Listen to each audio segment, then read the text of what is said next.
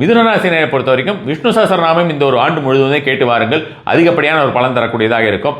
பேக்கெட்டில் எப்போவுமே நீங்கள் வந்து என்ன பண்ணுறீங்கன்னா, துளசி இருக்கு இல்லையா, கொஞ்சம் துளசியை வந்து பேக்கெட்டில் வச்சுட்டு எங்கேயாவது முக்கியமான இடத்துக்கு போகிறதுக்கு முன்னால் கொஞ்சம் துளசி. இந்த துளசிங்கிறது நம்ம வந்து சும்மா துளசி செடியிலேருந்து பிச்சை எடுத்துகிட்டு போகக்கூடாது. அதனால ஞாபகம் வச்சுக்கோங்க. ஆல்ரெடி பறித்ததாக இருக்க வேண்டும். இறைவனுடைய திருவடியிலே இருக்கக்கூடிய ஒரு துளசியாக இருந்தால் அது அதிகப்படியான ஒரு பலன் தரக்கூடியதாக இருக்கும்.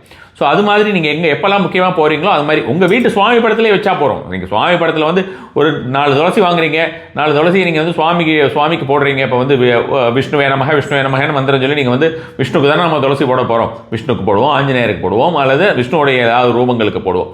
அது மாதிரியான ஒரு முறையாக நீங்கள் போடுறீங்கன்னா போட்டுட்டு அதுக்கப்புறம் அந்த துளசியவே எடுத்து நீங்கள் வந்து ஒரு 4 போடுறீங்கன்னா 1 2 எடுத்து பேக்கெட்டில் வச்சுட்டு போகலாம். வெளியில் அப்படி போகும்போதெல்லாம் இந்த ஒரு விஷயத்தை செய்தீர்கள் என்றால் அதிகப்படியான பலன் தரக்கூடியதாக இருக்கும். தினசரியே விஷ்ணு சஹஸ்ரநாமம் கேட்டு வரலாம்.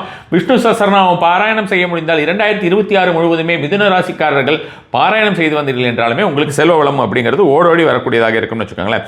அதே மாதிரி வந்து பார்த்தீங்கன்னா இந்த ஒரு வருடத்தை பொறுத்த வரைக்கும் மிதுன ராசிக்காரர்கள் என்ன செய்யணும் அப்படின்னு பார்த்தீங்கன்னா, மகாவிஷ்ணு கோயிலுக்கு எப்பெல்லாம் முடியுமோ அப்பெல்லாம் போயிட்டு வரணும். இதுதான் சிம்பிளான ஒரு விஷயம். இதை செய்து வந்தீர்கள் என்றால் சூப்பரான ஒரு பலன் கிடைக்கும்.